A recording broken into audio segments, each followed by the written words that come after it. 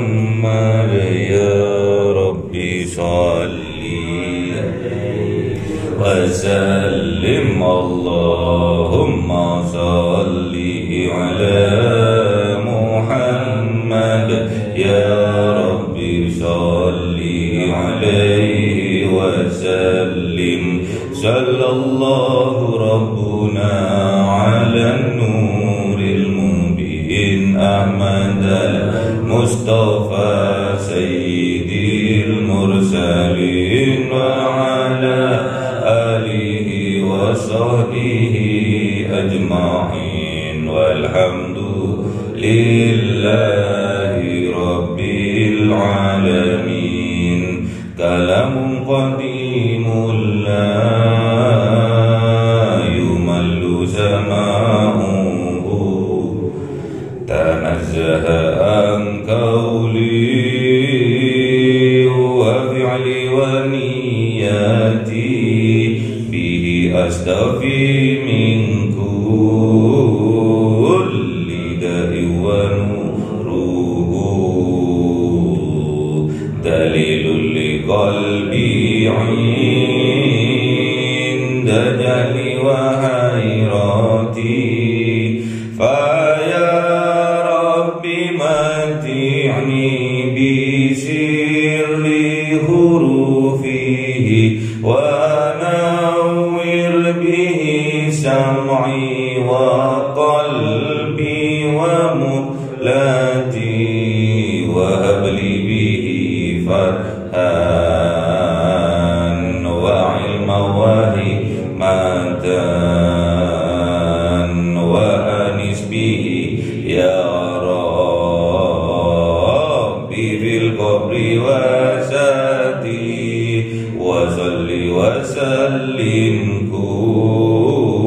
كل يوم وليلة على من به الرحمن يقبل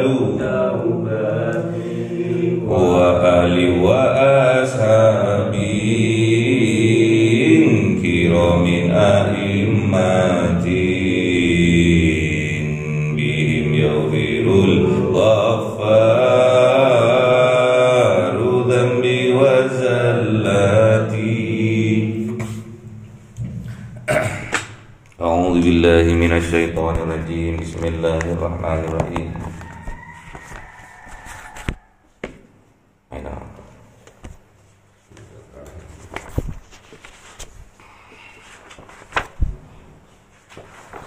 أعوذ بالله من الشيطان الرجيم. بسم الله الرحمن الرحيم.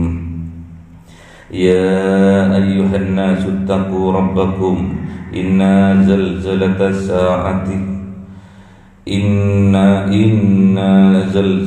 الساعة شيء عظيم يوم ترونها تذهل كل مرضعة عما أرضعت وتضع كل ذات حمل حملها وترى الناس سكارى وما هم بسكارى ولكن عذاب الله شديد. ومن الناس من يجادل في الله بغير علم ويتبع كل شيطان مريد. كتب عليه أنه من تولاه فأنه يضله ويهديه إلى عذاب السعير. يا أيها الناس إن كنتم في ريب من البعث فإنا خلقناكم من تراب ثم من نطفة ثم من علقة ثم من مضغة محلقة وغير محلقة لنبين لكم ونقر في الأرحام ما نشاء إلى أجل مسمى ثم نخرجكم طفلا ثم لتبلغوا أشدكم ومنكم من يتوفى ومنكم من يرد إلى أرذل العمر إلى أرذل العمر لكي لا يعلم من بعد علم شيئا وترى الأرض هامدة فإذا أنزلنا عليها الماء اهتزت وربت وأنبتت من كل زوج بهيج ذلك بأن الله هو الحق وأنه يحيي الموتى وأنه على كل شيء قدير وأن الساعة آتية لا ريب فيها وأن الله يبعث من في القبور ومن الناس من يجادل في الله بغير علم ولا هدى ولا كتاب منير ثاني إذ فيه ليدل عن سبيل الله له في الدنيا خزي ونذيقه يوم القيامة عذاب الحريق ذلك بما قدمت يداك وأن الله ليس بظلام للعبيد صدق الله العظيم.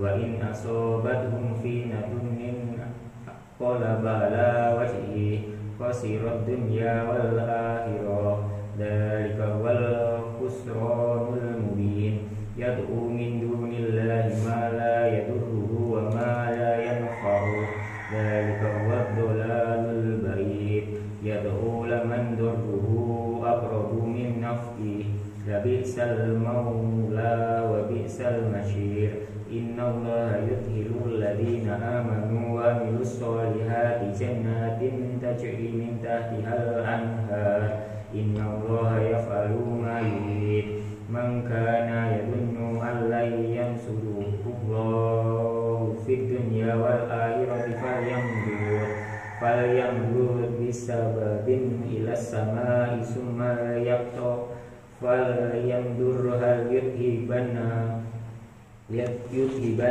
كيده ما يغيظ وكذلك أنزلناه آيات بينات وأن الله يهدي من يريد إن الذين آمنوا والذين هادوا والصائبين والنصارى والمجوس والذين أشركوا إن الله يفصل بينهم يوم القيامة إن الله على كل شيء شهيد. صدق الله العظيم. بسم الله الرحمن الرحيم. ألم تر أن الله يسجد له من في السماوات وما في الأرض والشمس والقمر والنجوم والجبال والشجر والدواب وكثير من الناس وكثير حق عليه العذاب ومن يهن الله وما له من مكرم إن الله يفعل ما يشاء هذان عظمان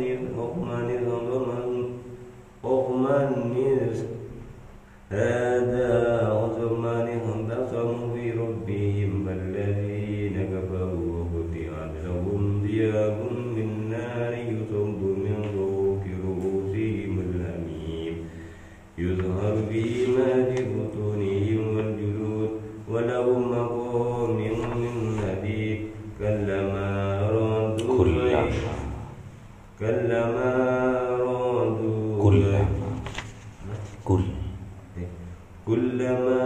أرادوا أن يخرجوا منها من غم أعيدوا فيها وذوقوا عذاب الحريق. صدق الله العظيم. إن الله يدخل الذين آمنوا وعملوا الصالحات جنات تجري من تحتها الأنهار ويحلون فيها من أساور من ذهب واللؤلؤا ولباسهم فيها حرير وكلوا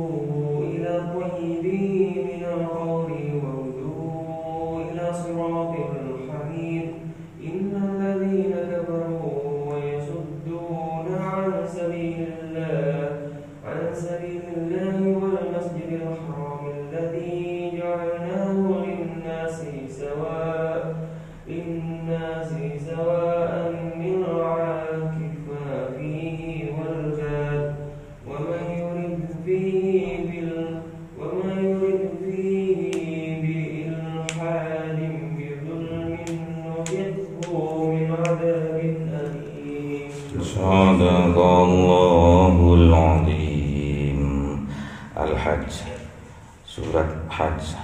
Hajj itu apa? Haji. Haji, rekreasi. Hajj, tur kemana? Tur ke akhirat.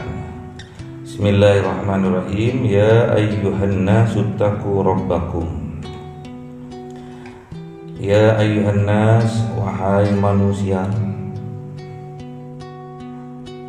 ittaqu rabbakum, bertakwalah kamu semua, rabbakum, kepada Tuhanmu. Tuhanmu, Rob, itu yang mengatur. Rob itu yang mengatur. Ittaqu, takut. Takutnya ini beda dengan takut pada umumnya. Kalau takut pada umumnya adalah menghindar, menjauh. Tapi kalau ittaqu rabbakum artinya mendekat. Apa yang harus dijauhi?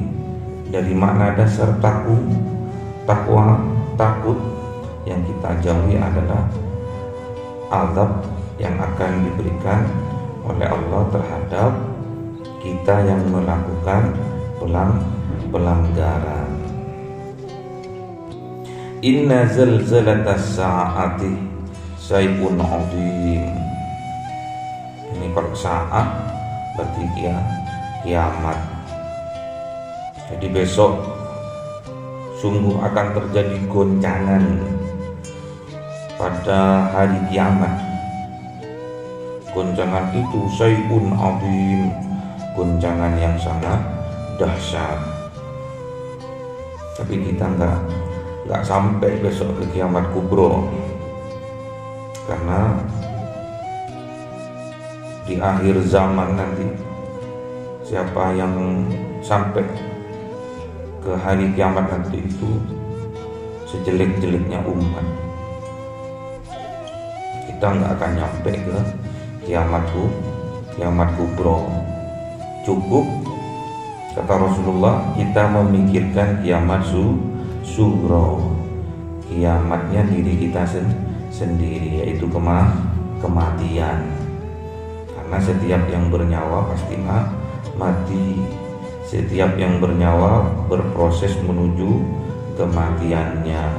Kullu nafsin dha'iqatul maut. Setiap yang bernyawa berproses menuju kematiannya. Diingatkan ketika kita suatu saat akan mengalami kematian itu, kita diingatkan oleh Allah agar kita mempersiapkan diri tatkala kita dipanggil oleh Allah, mempersiapkan bekal kita untuk kembali ke Allah. Apa bekal kita nanti? Yaitu amal perbuatan kita. Itu yang akan menemani kita mulai dari alam barzakh, mulai dari kuburan sampai besok di pengadilan Tuhan besok. Jadi nggak ada yang bisa luput dari pengadilan Tuhan, karena seadil-adilnya pengadilan besok itu tatkala pengadilan Tuhan, nggak ada yang bisa berbohong. Kalau di dunia ini masih bisa berbohong, masih bisa baik, masih diperjualbelikan keadilan itu masih bisa. Ada juga masih pertemanan masih bisa, karena masih ada hubungan sahabat, masih ada hubungan keluarga. Hukum masih bisa diperhitungkan, masih bisa dijual belikan, masih just friend. Kalau teman, hukumannya nggak begitu berat, bahkan bisa diloloskan, nggak usah masuk penjara. Padahal betul-betul nyata kalau itu perbuatan salah. Namun karena dia orang yang berpengaruh, banyak uang, jadi bisa hukum itu diperjualbelikan kalau di dunia. Namun kalau besok di akhirat nggak ada yang bisa menjual belikan hukum itu, karena nggak laku besok. Sogok menyogok besok sudah nggak laku. Apa sih yang dinamakan hari kiamat itu? Seperti apa sih besok keadaannya hari kiamat itu? Yauma tarawunaha tadhalu kullu murdi'atin amma arda'at wa tada'u kullu dhatin hamlin hamlaha. Jadi besok itu digambarkan tatkala bumi ini digoncangkan, hari kiamat itu datang. Sangkakala itu sudah ditiupkan oleh malaikat Israfil. Saking takutnya kejadian saat itu, seorang wanita yang lagi menyusui anaknya itu sampai anaknya itu ditinggalkan, gak ingat sama anaknya. Bahkan ada perempuan yang sedang hamil saat itu langsung keguguran, saking takutnya datangnya hari kiamat. Digambarkan sedemikian rupa oleh Allah Subhanahu wa taala untuk apa? Untuk kita sadar bahwa suatu saat kita akan mengalami kematian, bahwa suatu saat kita akan dipanggil menuju Allah. Suatu saat kita akan kembali kepada Allah. Inna lillahi wa inna ilaihi raji'un. Dan wataran nasa sukara, dan kelihatan manusia itu seperti orang mabuk. Padahal wa ma hum bisukara, padahal mereka itu tidak mabuk. Kalau jalan itu sempoyongan, karena memang bumi saat itu digoncangkan. Walakinna adzaballahi sadid. Ini diperingatkan bahwa sungguh-sungguh azabnya Allah itu sangat pedih. Sungguh-sungguh azabnya Allah itu sangat dahsyat kalau kita tidak selamat, kalau kita meninggalnya tidak membawa iman. Ciri-cirinya apa sekarang? Di akhir zaman ini ciri-cirinya apa? Katanya Allah di dalam surat Al-Hajj ini, wa minan nasi may yujadilu fillahi bighairi ilm. Ciri-cirinya, tanda-tandanya di akhir zaman itu, di akhir mau datangnya hari kiamat itu, wa minan nasi, dan di antara manusia may yujadilu fillah, berdebat, berbantah-bantahan, sok pinter-pinteran, membahas tentang Allah. Padahal bighairi ilmin, padahal mereka tidak punya ilmunya, tidak punya pedomannya. Ngawur, ngomong enaknya udele-dele, ngomong aja tentang Allah. Kalau orang tidak sama dengan prinsipnya, diarani, dibilang kalau dia itu dolim, kalau dia itu munafik, karena nggak sama dengan prinsip hidupnya. Padahal dia ngomong seperti itu tidak berlandaskan ilmu. Berlandaskan apa? Wa yattabi'u kulla syaitonim marid, berdasarkan ajakan dari setan yang mengajak. Marid itu mengajak. Jadi ciri-cirinya setan itu, kalau hanya membisikkan tok nggak masalah, belum bisa dikatakan setan. Tapi kalau sudah marid, kalau sudah mengajak, ayo melakukan kemungkaran, ayo melakukan kemunafikan, ayo melakukan kemaksiatan, itu udah jelas dikatakan setan. Kalau setan itu cuma diem tok, itu bukan setan. Tapi kalau sudah marid, mengajak dan kita itba dan kita ikut setiap ajakan setan itu betul-betul setan berarti. Jadi kalau ada setan hanya diam saja, memantau saja, itu masih bukan setan. Di akhir zaman ini digambarkan oleh para guru-guru, para alim ulama itu, setannya kebanyakan diam sekarang ini. Kenapa? Karena sifat dan perilaku dari manusia itu sendiri sudah melebihi setan. Jadi setannya sudah nggak usah ngajar, nganggur setannya sekarang. Karena setan itu disebutkan di dalam Al-Quran di surat An-Nas itu dibagi menjadi dua golongan. Alladzi yuwaswisu fi sudurin nas minal jinnati wan nas. Jadi setan itu mengajak, membuat seorang manusia untuk was-was, untuk ragu terhadap Tuhannya, terhadap keimanannya. Dan setan itu dibagi dari dua golongan. Yang pertama dari golongan jin dan golongan manusia. Jadi setan itu dari golongan jin dan juga dari golongan manusia.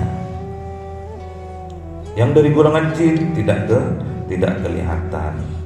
Dia membisikkan di dalam hati manusia. Di samping-sampingnya itu. Namanya membisikkan berarti hati itu punya kuping. Dibisikkan di kupingnya hati itu. Tentang apa? Fahsya. Tentang apa? Mungkar. Tentang kefahsaan, kemungkaran dibisikkan. Tentang kemaksiatan dibisikkan.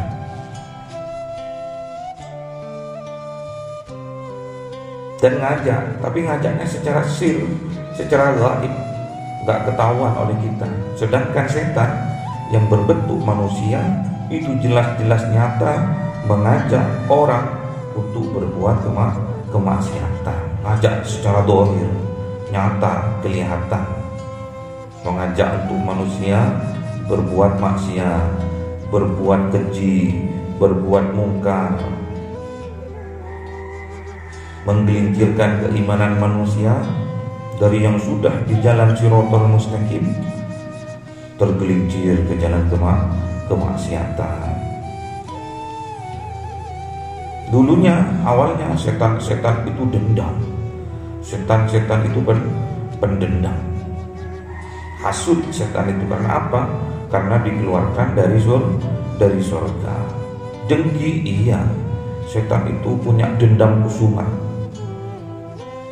Dan bahkan minta izin kepada Allah untuk memberi waktu, memberi kuasa kepada setan untuk menggelincirkan keimanannya manusia, untuk bisa diajak masuk ke neraka.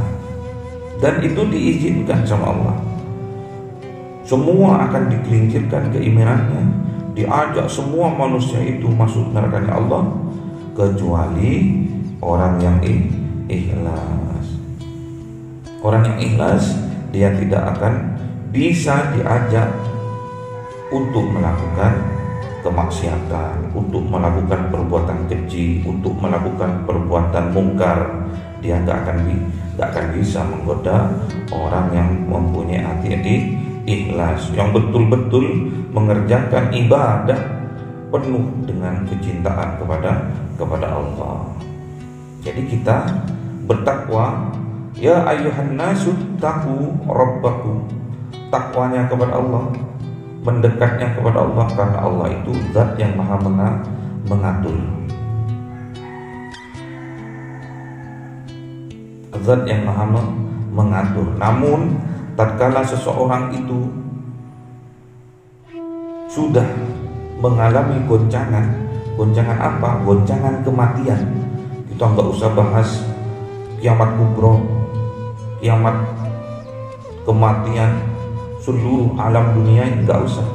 Kita cukup mempersiapkan diri untuk hari kematian kita, untuk kiamat kita yang kecil, kiamat suhro.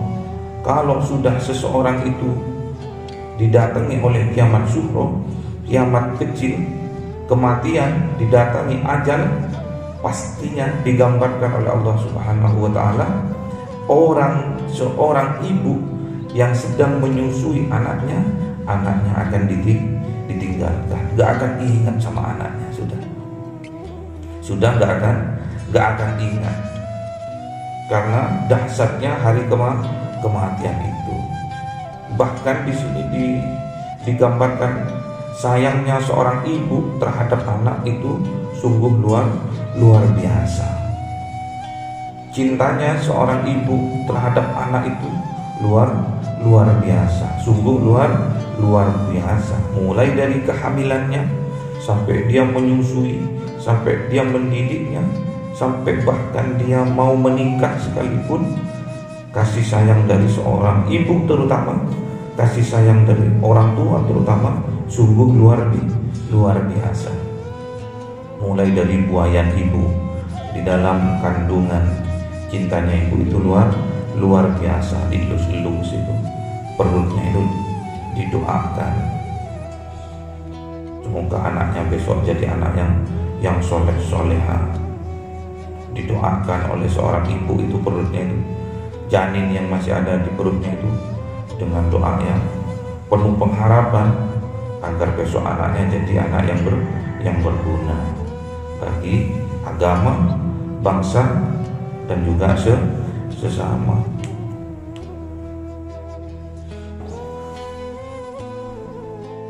Sayangnya luar biasa seperti itu, namun tatkala sudah mau menghadapi hari kematiannya, bahkan tatkala dia nazaun, yang hanya di pikirannya hanyalah keselamatan di dirinya. Takut dia tergelincir di Shiratal Mustaqim, takutnya dia tergelincir, takut tergoda oleh setan-setan, oleh amal-amal kemaksiatan yang pernah dia lakukan. Itu akan datang menjadi penggoda. Bahkan kalau amal baiknya yang datang itu akan jadi penyelamat. Namun kalau amal jeleknya yang lebih banyak itu bukan jadi penyelamat, itu menjadi penggelincir dia dari jalan Shiratal Mustaqim. Makanya hati-hati. Digambarkan di sini kasih sayangnya seorang ibu kepada anaknya seperti itu, namun kasih sayangnya Allah kepada hambanya sungguh luar biasa. Sebelum hari kiamat itu datang, Allah sudah mewanti-wanti seperti apa? Ittaqu rabbakum, maka bertakwalah engkau kepada Tuhanmu semua. Dikasih peringatan, dikasih wejangan. Kalau orang tua di dunia ini ngasih wejangan kepada anaknya dengan harapan anaknya menjadi anak yang baik.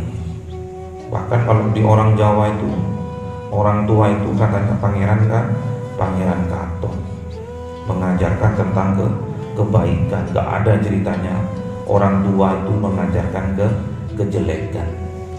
Dan besar harapan anak terhadap orang tua, besar harapan orang tua terhadap anak, bahwa anaknya besok menjadi anak yang berguna bagi nusa dan bangsanya, bagi agamanya. Bahkan apabila anak itu wawasannya melebihi orang tuanya, kecerdasannya melebihi orang tuanya, kebijaksanaannya melebihi orang tuanya, itu sebuah kebanggaan tersendiri bagi orang tua. Dan semua orang tua pada umumnya menginginkan anaknya itu jauh lebih baik, jauh lebih hebat daripada orang tuanya. Semua itu nggak ada ceritanya ada seorang ayah menginginkan anaknya itu lebih jelek, ada seorang ibu menginginkan anaknya itu lebih jelek, kecuali ibu yang sukaro, termasuk ibu yang sukaro, manusia yang mabuk.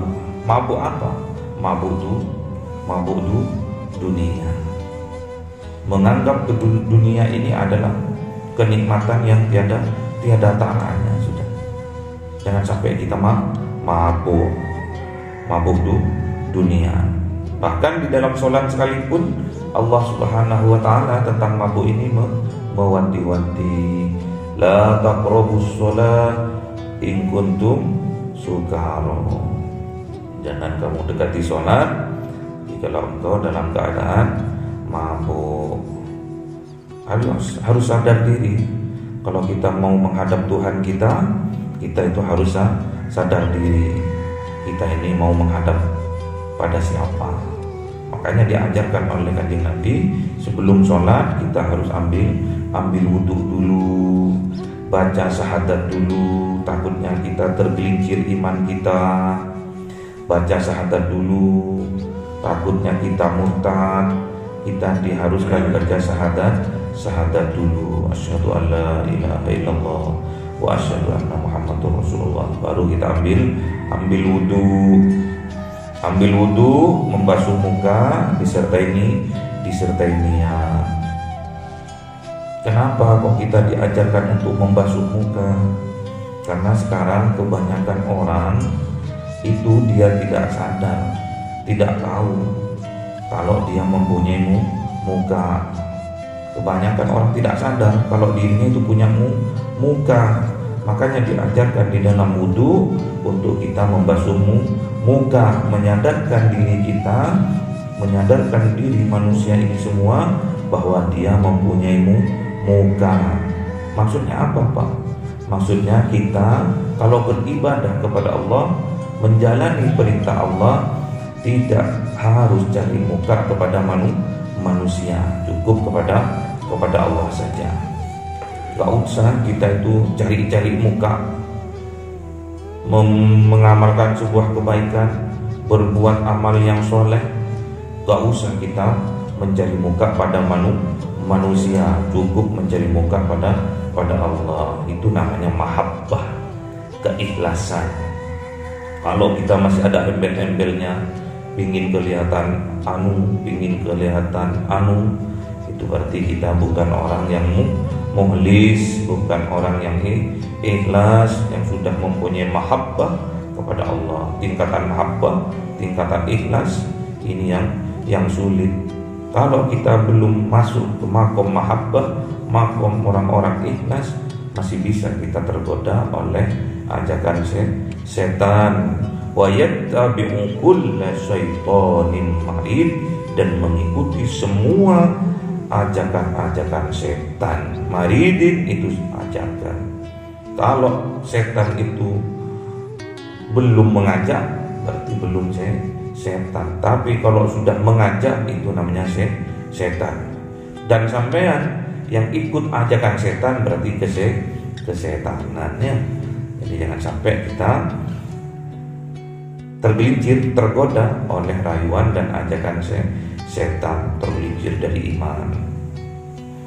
Jadi kalau ada seseorang, ada setan dari bangsa manusia, dia tidak mengajak orang lain untuk melakukan kemungkaran, berarti dia bukan termasuk setan. Namun kalau manusia itu sampai mengajak untuk menghasut, untuk berbuat hasad terhadap orang lain yang dia hasati, berarti dia termasuk golongan setan dari bangsa manusia. Jadi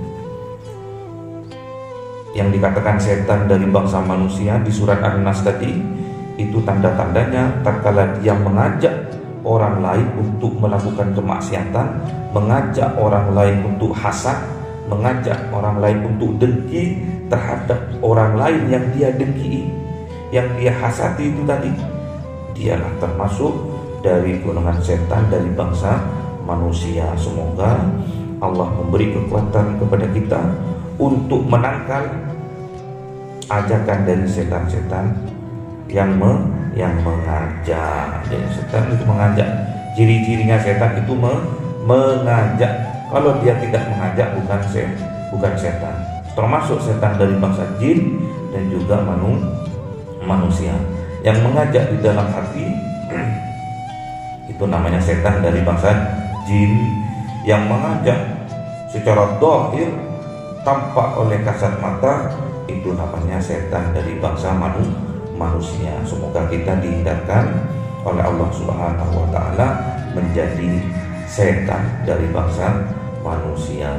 Allahumma hamna bil Qur'an waj'alhu lana imaman wa nuran wa hudan wa rahmah. Allahumma dhakkirna minhu ma nasina wa 'allimna minhu ma jahilna warzuqna tilawatahu ana al-laili wa atrafan nahar waj'alhu lana hujjatan ya